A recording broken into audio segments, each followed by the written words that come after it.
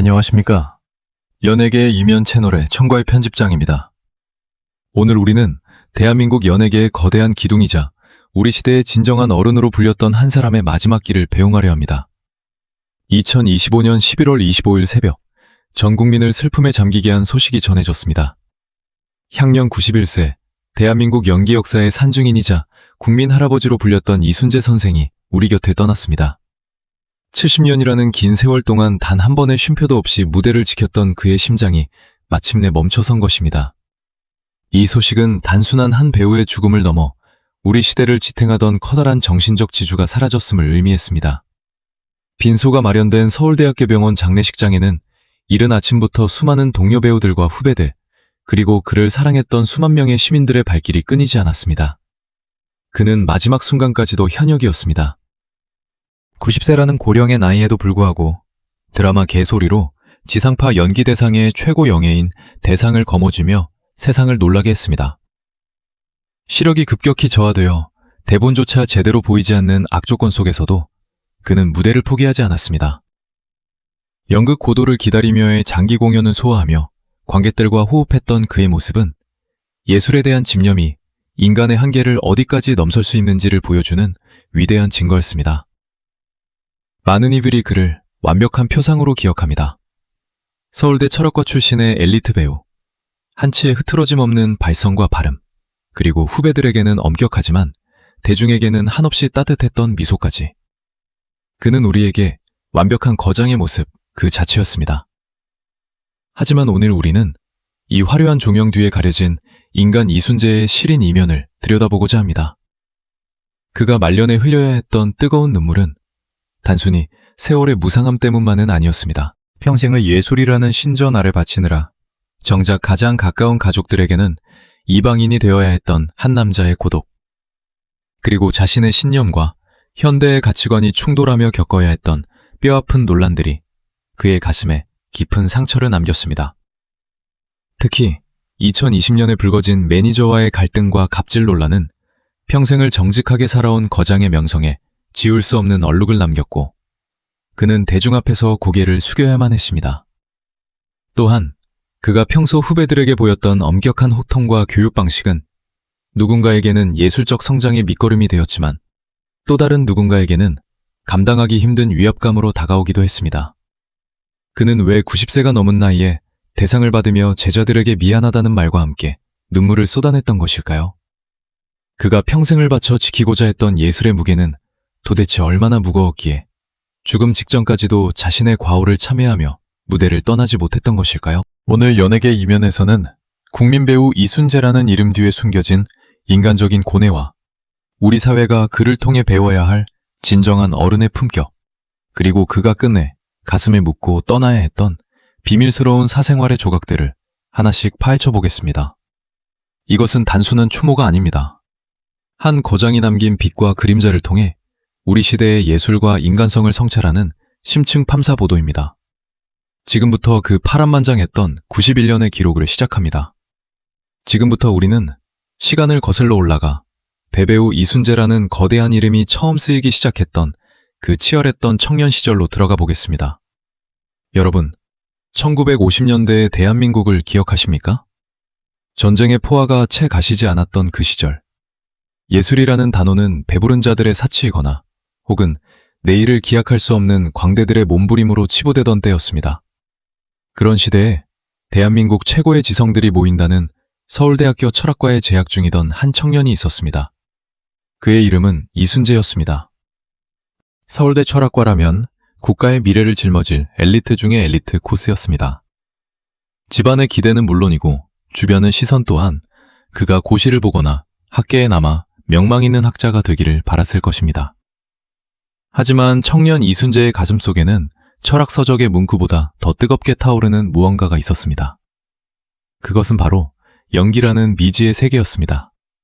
당시 배우라는 직업은 지금처럼 화려한 스타의 대우를 받는 존재가 아니었습니다. 딴따라라는 멸시 섞인 호칭이 따라붙었고 제대로 된 수입조차 보장되지 않는 고단한 길이었습니다. 엘리트 청년이 왜 굳이 그 험난한 길을 가려 하느냐는 비난과 조롱이 쏟아졌지만 그는 단호했습니다. 그는 연기를 단순한 재주 부리기가 아닌 인간의 본질을 탐구하는 철학의 연장선으로 보았습니다. 대사 한 줄을 외우더라도 그 이면에 담긴 인물의 심연을 분석했고 발음 하나 발성 하나에 자신의 모든 지적 에너지를 쏟아부었습니다. 하지만 현실은 냉혹했습니다. 무대 위에서는 화려한 조명을 받았을지 몰라도 무대 뒤의 삶은 굶주림과 가난의 연속이었습니다. 그는 훗날 인터뷰에서 당시를 회상하며 이렇게 말했습니다. 연기를 시작하고 나서 10년 동안은 제대로 된 밥 한 끼 먹기가 힘들었다고 말입니다. 하지만 그는 타협하지 않았습니다.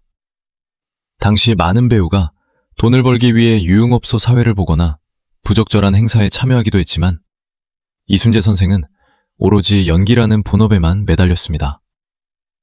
그는 스스로를 예술가라고 정의하기보다 노동자라고 불렀습니다. 매일 아침 일찍 현장에 나가 대본을 외우고 후배들보다 먼저 도착해 무대를 점검하는 그의 성실함은 이때부터 형성된 것이었습니다. 이러한 지독한 완벽주의는 그를 최고의 배우로 만들었지만 동시에 그가 짊어져야 할 고독의 무게를 키우는 계기가 되기도 했습니다. 그는 연기를 위해 자신의 청춘과 안락한 삶을 기꺼이 포기했습니다. 남들이 부러워하는 서울대 졸업장이라는 훈장은 그에게 자만심이 아닌 오히려 더 치열하게 공부하고 노력해야 한다는 채찍질이 되었습니다. 지적인 배우라는 수식어가 붙었지만 정작 본인은 현장에서 가장 낮은 자세로 배역에 몰입했습니다.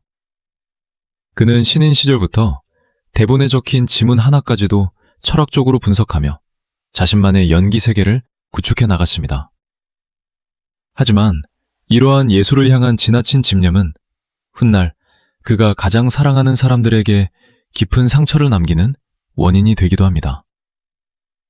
평생을 연기라는 신기루를 쫓으며 살았던 그에게 현실의 삶은 때론 너무나 무겁고 버거운 짐이었습니다.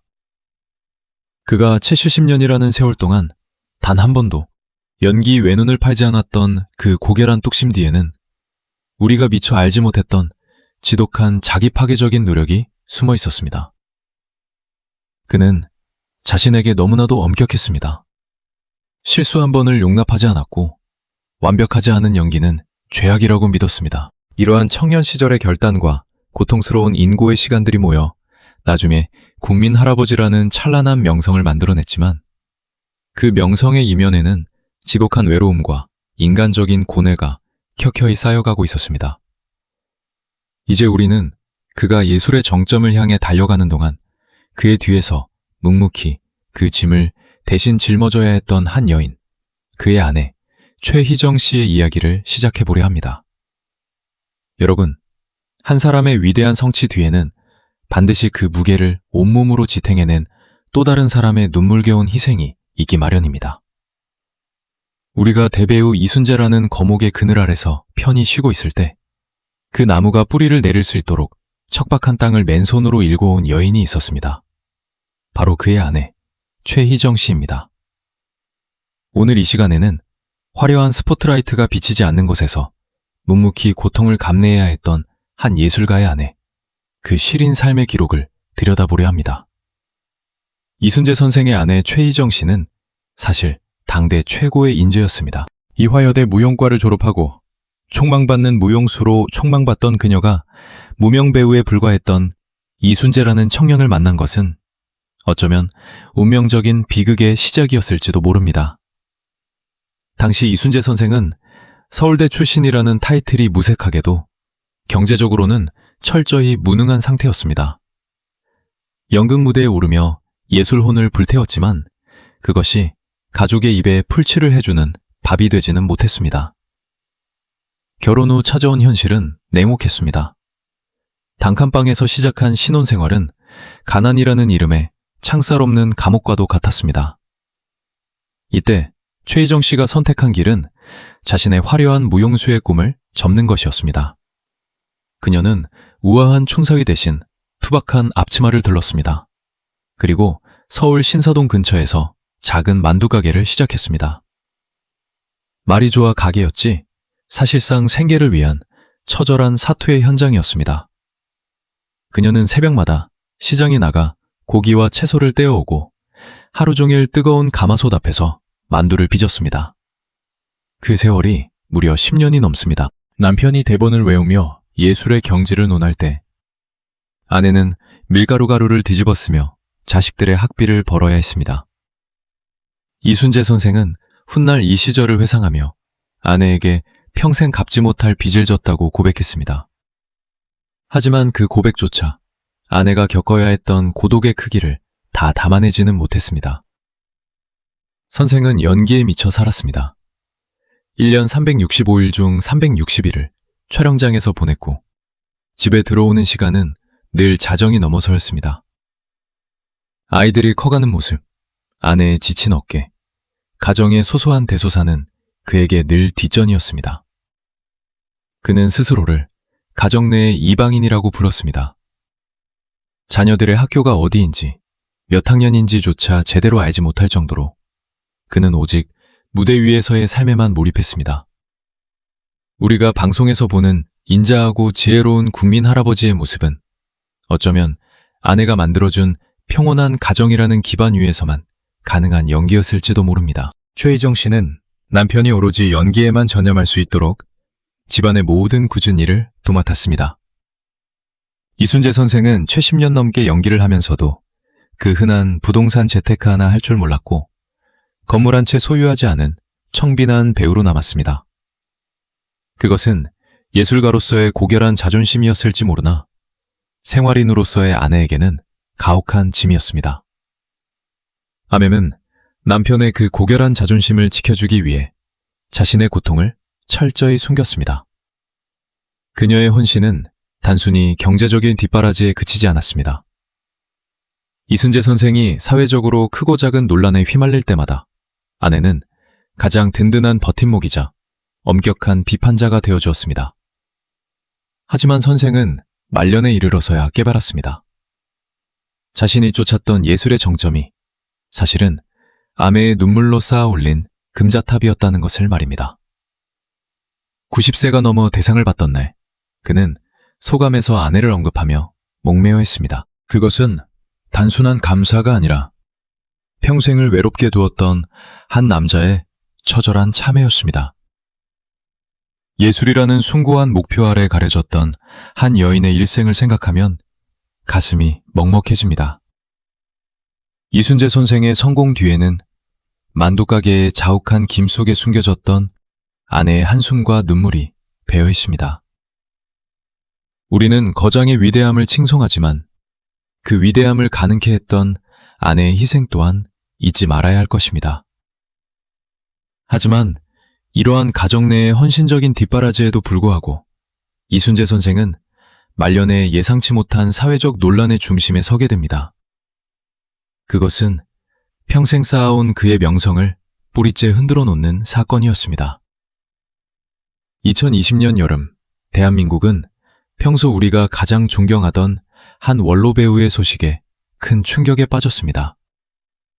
평생을 올바른 길만 걸어온 줄 알았고 누구보다 엄격한 자기절제로 후배들의 귀감이 되었던 국민 할아버지 이순재 선생의 집에서 벌어진 일이 세상 밖으로 터져나온 것입니다.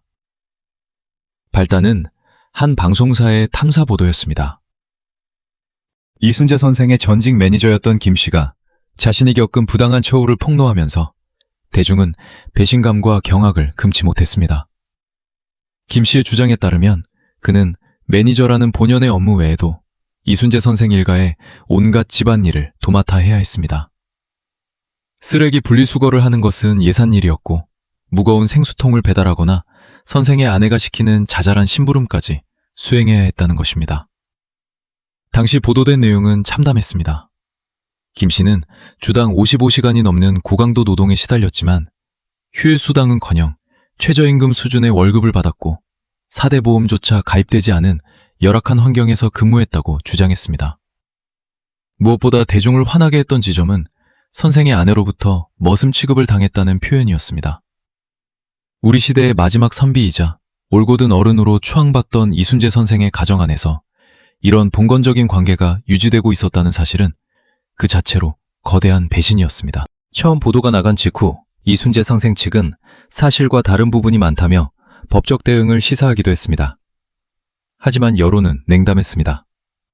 시대가 변했고 이제는 더 이상 가족 같은 관계라는 명목 아래 개인의 노동력을 착취하는 행태가 용납되지 않는 세상이었기 때문입니다.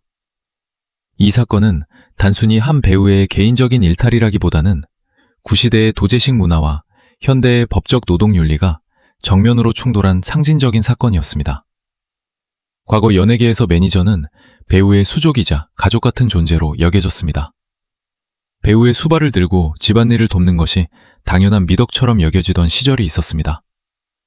이순재 선생 또한 70년 넘게 연예계에 몸담으며 그러한 문화를 당연하게 받아들이고 살아왔을 것입니다.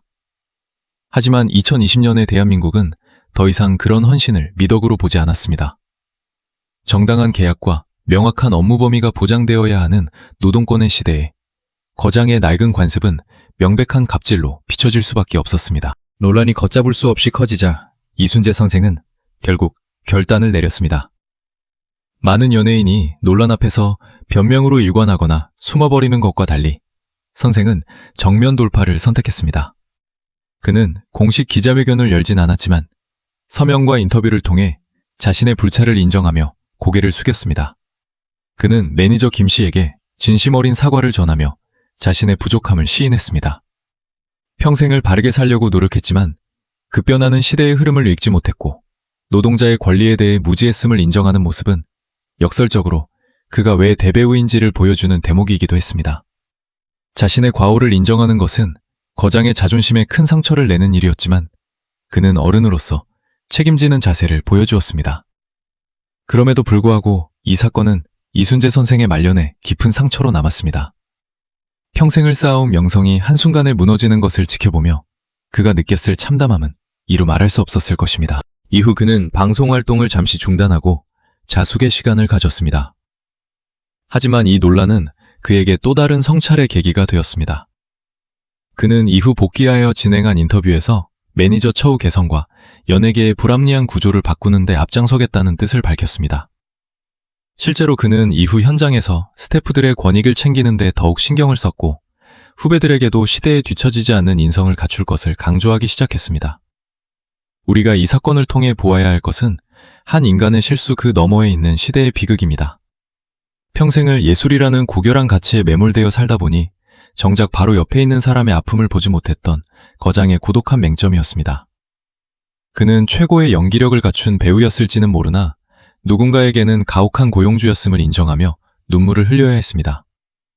이 눈물은 단순히 명예를 잃은 것에 대한 슬픔이 아니라 자신이 믿어온 삶의 방식이 누군가에게 상처가 되었다는 사실을 깨달은 한 노학자의 처절한 반성이었습니다.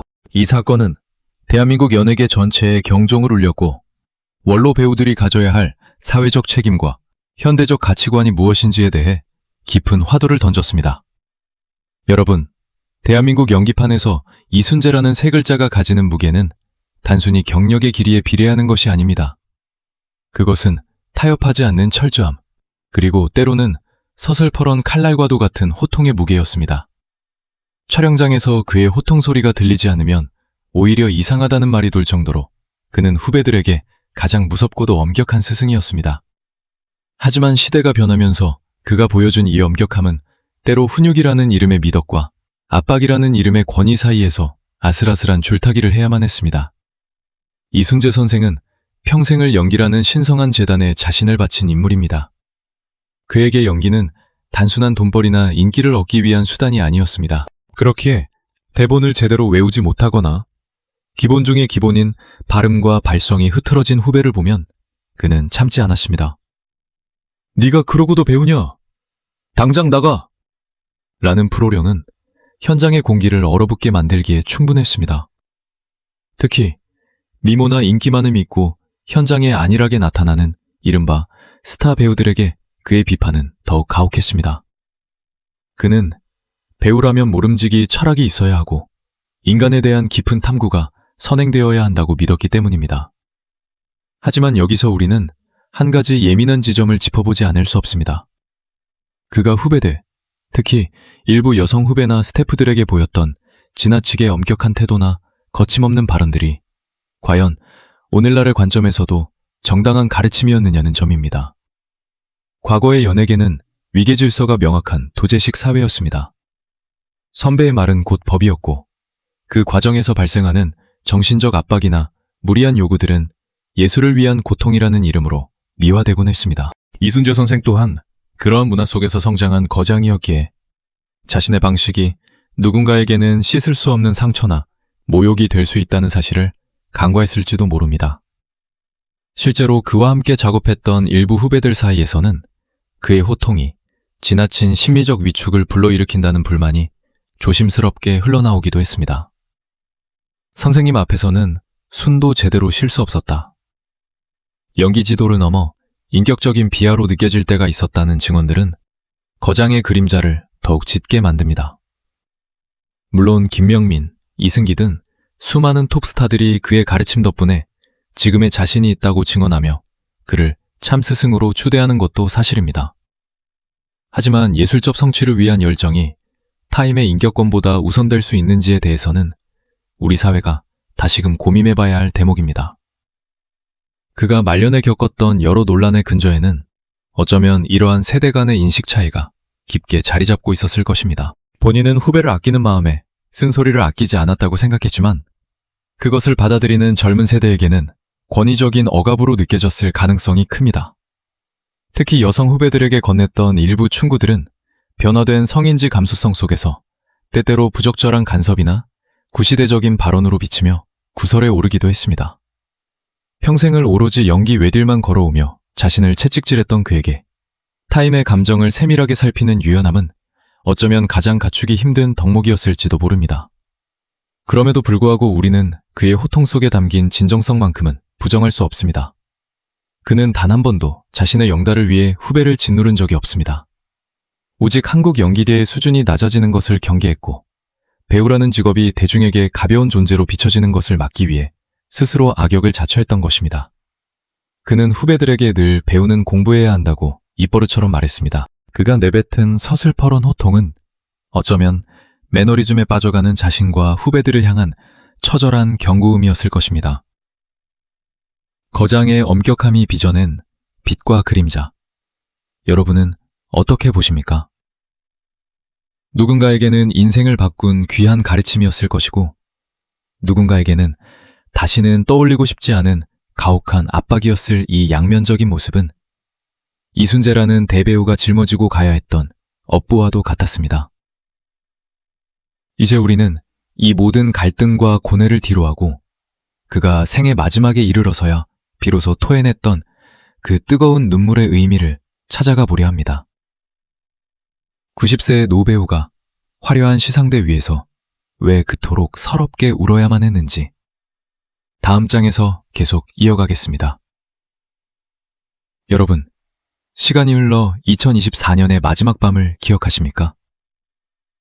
화려한 조명이 쏟아지는 시상식장. 수많은 젊은 스타들이 각자의 매력을 뽐내며 앉아있던 그 자리에 유독 작고 가냘픈 체구의 한 노병이 앉아 있었습니다. 바로 구순의 나이에 이른 이순재 선생이었습니다. 그해 그는 드라마 개소리에서 파격적인 연기를 선보이며 다시 한번 대중의 심장을 울렸습니다. 그리고 마침내 그의 이름이 최고 영예인 대상 수상자로 호명되었을 때 시상식장은 정적을 넘어선 거대한 전율에 휩싸였습니다. 대한민국 방송 역사상 최고령 대상 수상자라는 기록이 쓰이는 순간이었습니다. 하지만 무대 위로 올라가는 그의 발걸음은 예전처럼 당당하고 힘차지만은 않았습니다. 지팡이에 의지하거나 후배들의 부축을 받아야 할 정도로 기력이 쇠한 모습이었습니다. 그런데도 마이크 앞에 선 그의 눈빛만큼은 청년 시절의 그 날카로움을 잃지 않고 있었습니다.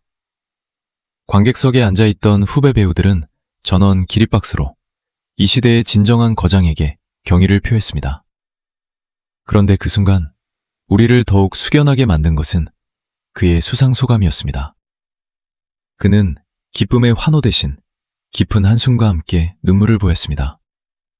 그것은 단순히 영광스러운 자리에 선 자의 감격이 아니었습니다. 평생을 연기라는 엄격한 규율 속에 가둬두었던 한 인간이 생의 끝자락에서 토해내는 참회의 고백이었습니다. 그는 떨리는 목소리로 입을 열었습니다. 나는 평생 배우로 살았지만 좋은 스승은 되지 못했습니다. 후배들에게 너무 엄격했고 제자들에게 다정하지 못했습니다. 예술을 한답시고 사람의 마음을 다치게 한 적은 없었는지 이제야 뒤를 돌아보게 됩니다. 이 말은 장례를 순식간에 눈물바다로 만들었습니다. 우리가 앞에서 다루었던 여러 논란들, 매니저와의 갈등이나 후배들을 향한 서슬퍼런 호통들이 그의 가슴 속에서 얼마나 큰 부채감으로 남아있었는지를 보여주는 대목이었습니다. 그는 대상을 받는 그 영광의 순간에도 자신의 과오를 잊지 않았고 전 국민이 지켜보는 앞에서 스스로를 낮추며 용서를 구했습니다. 사실 그가 드라마 개소리를 촬영할 당시의 상태는 최악이었다고 전해집니다. 시력이 급격히 나빠져 대본에 글씨가 보이지 않았고 주변 사람들의 얼굴조차 흐릿하게 보일 정도였다고 합니다. 하지만 그는 제작진에게 이 사실을 숨겼습니다. 자신의 신체적 한계가 작품의 폐가 되는 것을 죽기보다 싫어했기 때문입니다. 그는 대본 전체를 통째로 외워버리는 무식할 정도의 노력을 통해 그 위기를 돌파했습니다. 눈이 보이지 않으면 마음으로 외우고 몸이 따라주지 않으면 정신력으로 버텼습니다. 90세의 노배우가 보여준 이 지독한 프로 정신은 말년에 겪었던 여러 구설을 잠재우기에 충분한 것이었습니다. 이순재 선생은 수상소감 말미에 이런 말을 남겼습니다. 예술에는 끝이 없습니다. 완성도 없습니다. 그저 매일 조금씩 더 나아지려고 발버둥 치는 과정일 뿐입니다. 저도 이제야 조금 알 것 같습니다. 이 말은 단순한 겸손이 아니었습니다. 70년을 연기해도 여전히 부족함을 느끼는 대가의 진심 어린 고뇌였습니다. 그는 대상을 손에 쥐고도 그것을 권력으로 휘두르지 않았습니다. 오히려 그 무거운 트로피를 내려놓으며 자신에게 상처받았던 사람들에게 보이지 않는 손을 내밀었습니다. 평생을 완벽주의자로 살며 자신과 주변을 괴롭혔던 그 지독한 열정이 사실은 인간에 대한 서툰 사랑이었음을 대중은 그제야 이해하기 시작했습니다.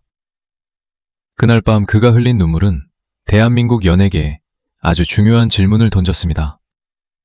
진정한 어른이란 누구인가? 그리고 거장의 품격은 어디서 나오는가? 하는 질문입니다. 그는 자신의 명성을 지키기 위해 변명하지 않았습니다. 대신 무대라는 신성한 장소에서 자신의 나약함과 과오를 솔직하게 인정함으로써 진정한 구원을 얻었습니다.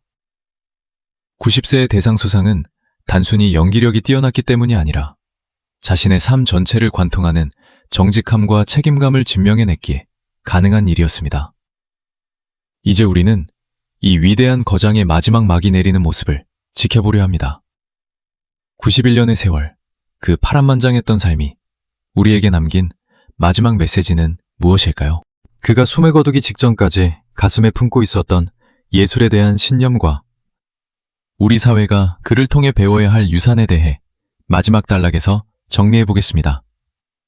이제 우리는 거대한 거목이 쓰러진 자리에 남아있는 그 깊은 뿌리를 가만히 들여다보려 합니다. 대배우 이순재라는 이름이 우리에게 남긴 가장 큰 유산은 과연 무엇일까요? 그것은 화려한 트로피의 개수도 그가 출연했던 수천 편의 작품 목록도 아닐 것입니다. 그는 70년이라는 긴 세월 동안 대한민국 최고의 자리에 머물렀음에도 불구하고 흔한 건물 한 채 소유하지 않은 청빈한 예술가로 남았습니다. 누구나 재테크와 부동산에 열을 올리던 시대에도 그는 오로지 연기라는 본질에만 집중했습니다. 배우는 돈이 아니라 연기로 말해야 한다는 그의 고집스러운 철학은 오늘날 물질 만능주의에 빠진 우리 사회에 아주 무겁고도 날카로운 질문을 던집니다. 우리는 2020년 그를 고통스럽게 했던 그 아픈 사건을 다시 한번 기억해야 합니다. 그 사건은 이순재라는 완벽한 거장의 명성에 큰 흠집을 냈지만 역설적으로 그가 진정한 어른임을 증명하는 계기가 되기도 했습니다. 우리는 흔히 높은 자리에 오를수록 자신의 잘못을 감추려 하고 아랫사람의 희생을 당연하게 여기는 이들을 수없이 보아왔습니다. 하지만 이순재 선생은 달랐습니다. 그는 구차한 변명 대신 고개를 숙였습니다.